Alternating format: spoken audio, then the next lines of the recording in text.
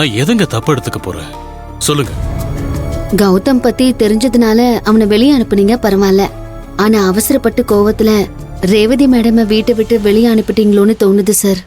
செவந்தி, என்னங்க பேசுறீங்க? எல்லா விஷயமும் தெரிஞ்சு நீங்களே இப்படி பேசினா எப்படிங்க? அந்த வீணா போனவன் ஒரு தருதல அவன் கூட சேர்ந்துக்கிட்டு சிந்துவ வீட்டுக்கு வரவழைச்சு கொல்றதுக்கு திட்டம் போட்டிருக்காங்களே.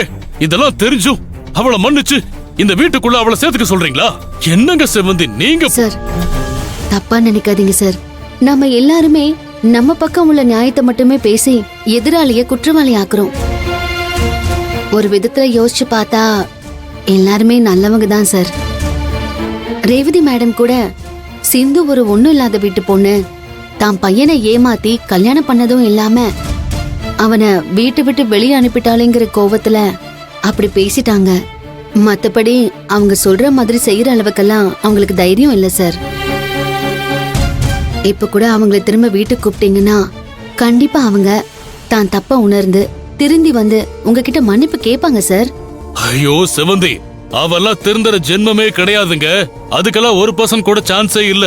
அப்படி நிஜமாவே அவ திருந்தறவளா இருந்திருந்தா சிந்துவை ஏமாத்தி கொலை பண்ற அளவுக்கு அவ போயிருக்க மாட்டா. அவ திருந்த மாட்டாங்க, எனக்கு தெரியும். அதையும் மீறி அவளை இந்த வீட்டுக்குள்ள விட்டுன்னு வைங்க, என் உயிருக்கு ஆபத்தை நானே வச்சுக்கிறதா அர்த்தம். இவ்வளவு தூரம் நீங்க எதுக்காக வருத்தப்படுறீங்கன்னு எனக்கு நல்லா புரியுதுங்க செவந்தி. கௌதமும் ரேவதியும் போட்ட திட்டத்தை நீங்க வீடியோ எடுத்து எனக்கு காட்டிட்டீங்க. உங்களாலதான் எங்க குடும்பமே பிரிஞ்சிருச்சுன்னு நீங்க நினைக்கலாம். அந்த குற்ற உணர்வு உங்களுக்குள்ள இருக்கு. ஆனா நீங்க எனக்கு நல்லதுதான் செஞ்சிருக்கீங்க. இன்னும் சொல்ல போனா ஒவ்வொரு நாளும் உங்க மேல இருக்கிற மரியாதை எனக்கு கூட்டிட்டு தான் போகுதே தவிர எப்பவுமே அது குறையாதுங்க. ப்ளீஸ் அதை புரிஞ்சுக்கோங்க. அது ஒரு பக்கம் இருக்கட்டும் சார். 1000 தான் இருந்தாலும் ரேவதி மேடமும் நீங்களும் ஒருத்தர் புரிஞ்சுக்கிட்டு லவ் பண்ணி தானே சார் கல்யாணம் பண்ணிக்கிட்டீங்க. அவங்கள பத்தி உங்களுக்கு தெரியாதா? இப்பவும் நீங்க அவங்க மேல அளவுக்கு அதிகமா அன்பு வச்சிருக்கிறதுனாலதான் அவங்க தப்பு பண்ணதை ஏத்துக்க முடியாம இப்படி ஒரு முடிவு எடுத்துட்டீங்களோன்னு தோணுது. நான் திரும்பவும் சொல்றேன் சார், ரேவதி மேடம் விஷயத்துல நீங்க கொஞ்சம் கன்சிடர் பண்ணி பாருங்க சார். ரேவதி என்ன லவ் பண்ணி கல்யாணம் பண்ணிக்கிட்டது உண்மைதான். அதுக்காக அவ என்ன தப்பு செஞ்சாலும் அதை பார்த்துட்டு என்னால சும்மா இருக்க முடியாது.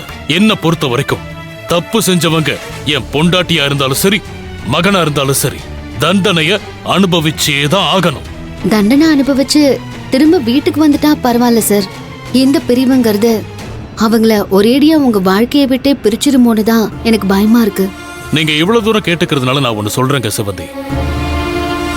வாழ்க்கையில ஒரு கட்டத்துல எல்லாரும் பிரிஞ்சுதான் ஆகணும். அதை யாராலையும் மாத்த முடியாது. ஒருவேளை நீங்க சொல்ற மாதிரி ரேவதி அலைஞ்சு திரிஞ்சு கஷ்டப்பட்டு வாழ்க்கைய புரிஞ்சுகிட்டு எல்லாருமே சமந்தா, எல்லாருமே நமக்கு தேவைன்னு புரிஞ்சுக்கிட்டான்னா அப்பவே இந்த வீட்டு கதவு அவளுக்காக திறந்திருக்கும். ஆனா அவ திருந்திட்டாங்கிறத நான் நம்பணும். அது வரைக்கும் அவளுக்கு இந்த வீட்டுல இடமே கிடையாது. சரிங்க சார். ஆனா இவ்ளோ பெரிய வீட்டுல நீங்க தனியா இருக்கும்போது உங்க மனசு நடந்ததை நினைச்சு மேலும் மேலும் மன உளைச்சல தான் சார் உருவாக்கும். ஏற்கனவே இங்க வேலை செஞ்சுட்டு இருந்தவங்க அவங்க பொண்ணுக்கு உடம்புக்கு முடியலன்னு போனவங்க வரவே இல்லைன்னு சொன்னீங்க. இப்படி யாரும் இல்லாம சாப்பாடு செய்யறதுக்கு கூட ஆள் இல்லையே சார்.